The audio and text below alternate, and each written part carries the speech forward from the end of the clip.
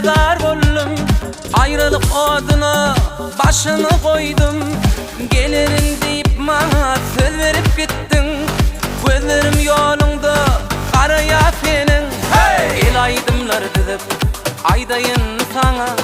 Senin güzel cemalından kanayın.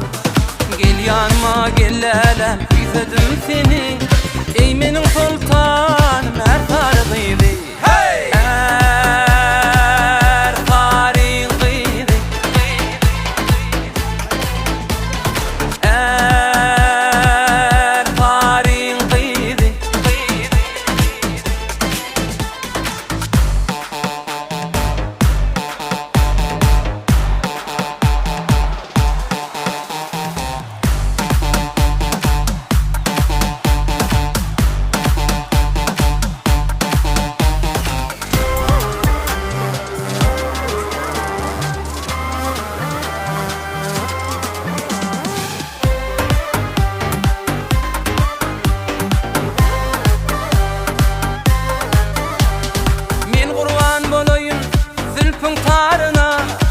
Vermen hemmesini dünyanın malına.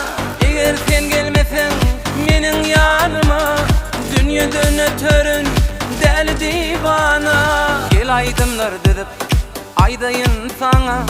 Senin güzel cemalından kanayın. Gel yanıma gellerem kuysadım seni. Sen menin sultanım her sargıydı.